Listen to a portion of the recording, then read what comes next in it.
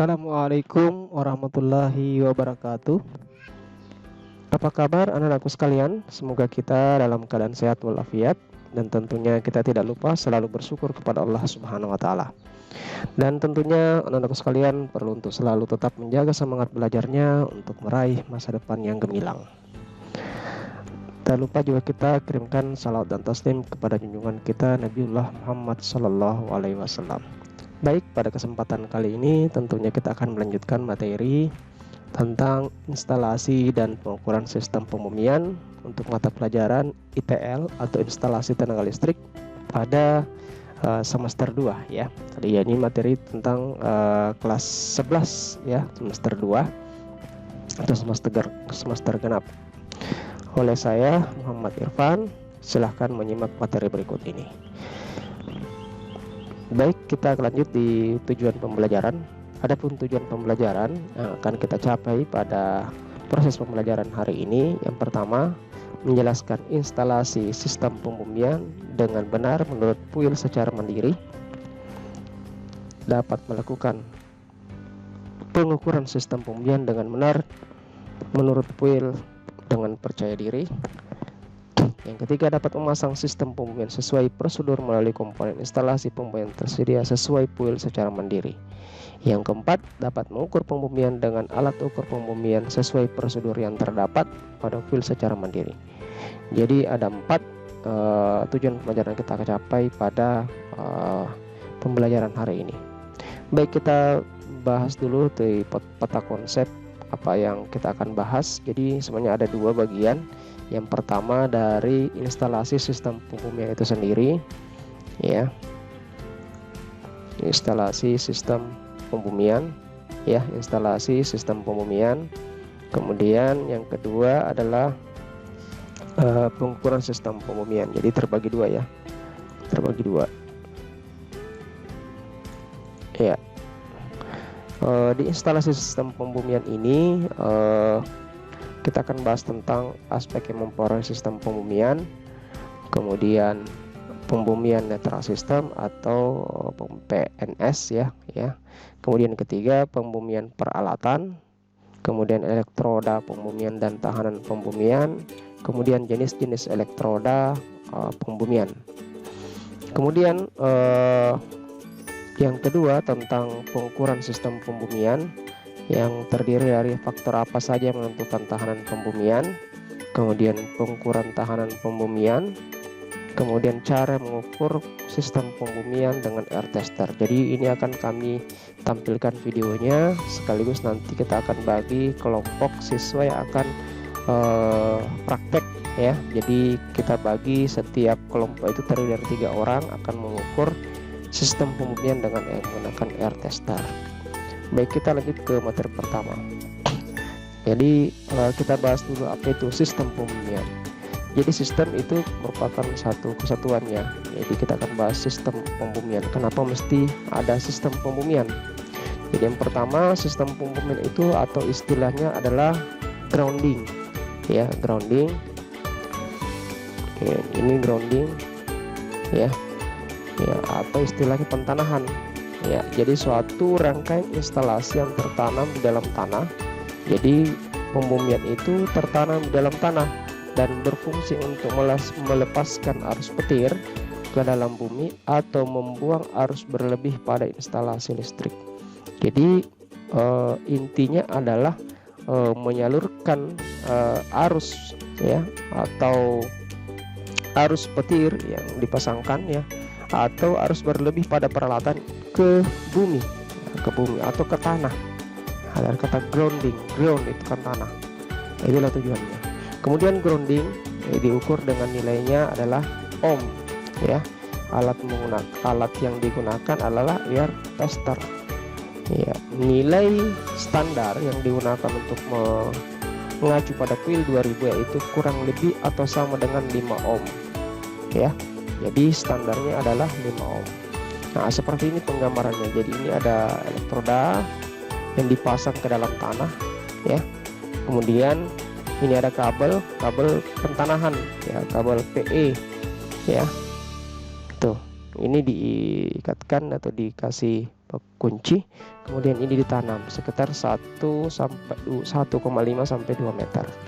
Ya, jadi arus yang berlebih dari sini, dari kabel ini dialirkan menuju ke tanah. Jadi aman bagi manusia dan peralatan komputer, peralatan listrik kita. Selanjutnya fungsi pembumian. Jadi pembumian mempunyai dua fungsi. Yang pertama untuk menyalurkan arus lebih, ya, sekali lagi ini arus lebih ke bumi atau ke tanah sehingga dapat memberikan proteksi terhadap manusia dari sengatan listrik. Ya, jadi sebagaimana kita ketahui bahwa listrik itu kan ada manfaatnya, ada juga bahayanya. Jika tidak diproteksi dengan bagus, tidak dilindungi dengan bagus, maka akan membahayakan manusia. Jadi inilah gunanya fungsi pembumian, ya, atau istilahnya pentanahan. Kemudian yang fungsi yang kedua adalah mengamankan komponen instalasi, ya, dari bahaya arus dan tegangan asing serta perangkat yang dapat dapat berproses sesuai dengan ketentuan teknisnya. Jadi yang kedua selain manusia yang dilindungi adalah komponen instalasi, ya, dari bahaya tegangan arus yang tidak diketahui, misalnya ada arus bocor dan sebagainya. Jadi fungsinya ada dua, yaitu untuk proteksi terhadap manusia dan proteksi kepada komponen instalasi. Oke, selanjutnya aspek yang mempengaruhi pembumian atau pentanahan. Yang pertama ada namanya kadar air, kemudian mineral garam, kemudian derajat keasaman, dan yang keempat adalah tekstur tanah. Untuk kadar air yang baik apabila kadar airnya itu kurang, tentunya lebih bagus. Kemudian mineral garam itu mempengaruhi tahanannya, semakin berlogam atau semakin garam tentunya semakin mudah untuk menghantarkan listrik, ya, berarti lebih mudah untuk dijalur. Kemudian derajat keasaman yang rendah, maka itu kan lebih bagus, atau pH-nya lebih pH-nya kurang dari 7, ya, maka semakin bagus, ya, semakin mudah untuk dialurkan. Beda dengan pH-nya yang lebih tinggi atau dia bersifat basah, ya, bersifat basah. Kalau tadi bersifat asam, maka itu susah untuk dialurkan. Kemudian tekstur tanah yang berpasir tentunya akan sulit untuk kurang untuk mendapatkan tahanan sebaran yang yang bagus, ya. Jadi tentunya yang lebih kering, tentunya yang kurang airnya, ya, yang dangkal, seperti itu. Baik, selanjutnya adapun bentuk sistem pembumian, ada yang namanya single grounding rod atau batang grounding yang tunggal. Ini yang tunggal satu saja, ya. Kemudian yang kedua ada multi atau parallel grounding rod. Jadi sudah dipasangkan dua grounding rodnya. Kemudian ada yang multi grounding, ini lebih dari satu, ya, dipasangkan, ya, ini dipasang dalam tanah semua ini, ya, seperti itu. Kemudian ada yang dalam bentuk plat, ya, ada plat yang supaya daya hantarnya lebih bagus, ya. Kemudian yang ke materi berikutnya adanya pembumian netral system, ya, atau PNS. Pembumian netral system terdiri atas 5 bagian, ada TNC, ada TNCS, ada TNS, Tera, dan yang terakhir adalah ITMP dan seterusnya. Tera ini berarti dari bahasa Prancis, berarti tanah atau bumi. Kita bahas satu persatu dulu. Jadi pembumian ini atau pentanahan ini, yang pertama ada namanya TNC, Terra Neutral Combinate, saluran tanah dan netral disatukan, ya, pentanahannya dan netralnya disatukan. Nah, seperti ini, ya, kita lihat PE-nya, ya, PE dan netralnya ini, PE-nya dan N-nya ini berpisah, ya, jadi disatukan, makanya disebut dengan TNC combinate, jadi disatukan jadi satu, ya. Yang ini untuk sambungannya ke sini, ya, ke peralatan. Kemudian ada juga TNCS, ada yang disatukan dan ada yang dipisahkan, ya, saluran tanahnya atau PE-nya dan netralnya ada yang disatukan, ada yang dipisah, ya, seperti pada gambar ini.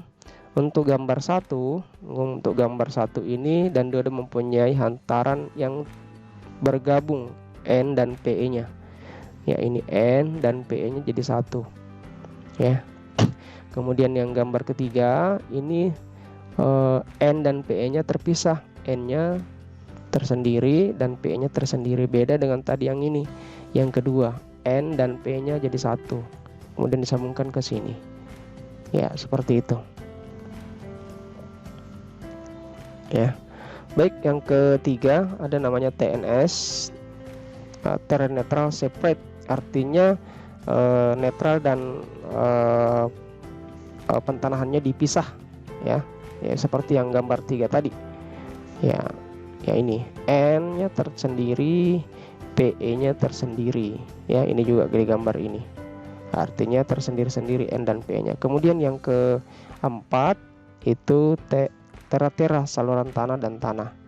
Ya, seperti pada gambar ini, dia untuk di bagian peralatannya PE-nya disambungkan ke tanah langsung di peralatan. Ini pentanahannya.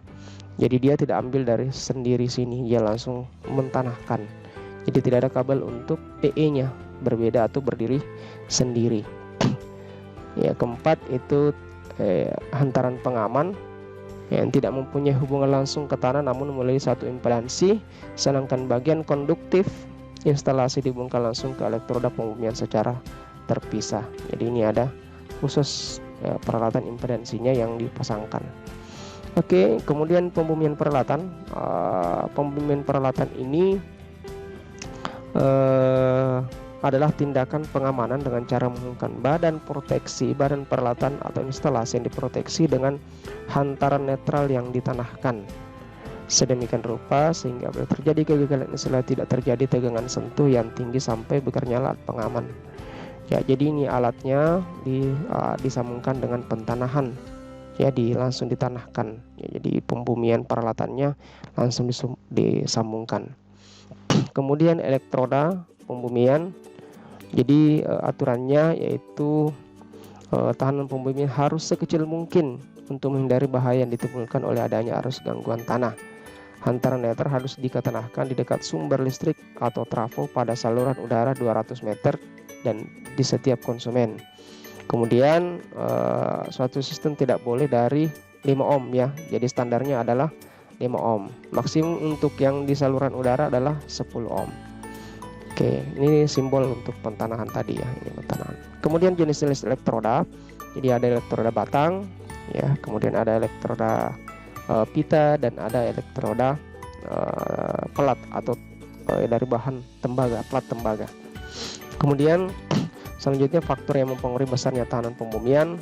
Ada faktor yang mempengaruhi pembumian. Yang pertama ada bentuk elektrodanya, jenis bahan atau ukuran elektroda, jumlah konfigurasi elektroda, kedalaman pemancangan di dalam tanah, dan faktor-faktor alam yang berpengaruh terhadap tahanan pembumian. Oke. Nah, sekarang kita masuk di bagian kedua, pengukuran sistem pembumian. Untuk mengetahui apakah suatu tahanan pentanahan atau sistem pembumian sesuai dengan standar, maka diperlukan yang namanya pengukuran tahanan pentanahan tersebut. Kemudian pengukuran bertujuan untuk mengetahui besarnya tahanan pentanahan dari beberapa kondisi tanah. Nah, ini pengukuran tahanan pentanahan. Ya, jadi tentunya disiapkan dulu elektroda ya dengan menggunakan alat air tester. Kemudian perlu diperhatikan resistivitas tanah, air tanah, kemudian dimensi elektroda pentanahan dan ukuran elektroda pentanahan. Ya, ini alatnya ya yang disiapkan. Jadi ini ada elektroda utama, kemudian ini elektroda bantu, ini 2. Ya, ini ada kabelnya, kemudian ini adalah alat air testernya itu sendiri. Ya, jaraknya dari satu dengan yang lain itu 5 sampai 10 meter. Oke. Begini modelnya untuk proses maksudnya standarnya untuk tahanannya adalah penghitungannya adalah kurang lebih sama dengan 5 ohm. Apabila belum mencapai 5 ohm maka elektrodanya bisa ditambah atau dipasang secara paralel. Contohnya seperti ini. Jadi kalau misalnya pemasangan elektroda R1 itu ya itu masih nilainya 12 ohm ya, maka dipasang elektroda kedua maka sudah kalau di paralel biasanya akan menjadi 6 ohm, berarti belum sampai ya. Kedua ini 6, ini misalnya 12, maka perlu dipasang lagi di paralel lagi sehingga mencapai 3 mungkin ya. Jadi pokoknya belum mencapai sekitar 5. Ya, jadi maka setelah dihitung menjadi R totalnya gabungan R1, R2 dan R3. Karena di paralel maka akan lebih kecil seperti itu. Ya, lebih kecil lebih bagus tentunya. Kemudian instrumen pengukuran tahanan pembumian ada dua model. Yang pertama ada model 3 kutub, ya, DC semua kabelnya terpakai, ya. Oke. Kemudian cara pengukurannya, ya, ini pada switch ditekan mode ohm, kemudian tekan tombol pas button, kemudian dipilih ke mode ohm, ya, kemudian jarak air tester dengan jarak L nya itu sekitar 5 meter. Nah, setelah itu akan kita bisa baca, ya, seperti ini jaraknya. Jadi ada kabel hijau, ini leg di elektroda utama, kemudian ini yang kuning, dan ini 5 sampai 10 meter. Kita langsung saja lihat videonya, video pengukurannya. Oke, jadi ini adalah elektroda yang ditanam, ya, ini sampai ujung, ya,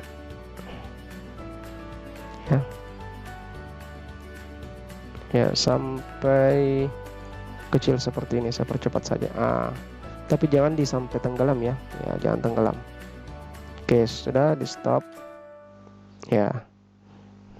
Oke, ini sambil dari YouTube, ya.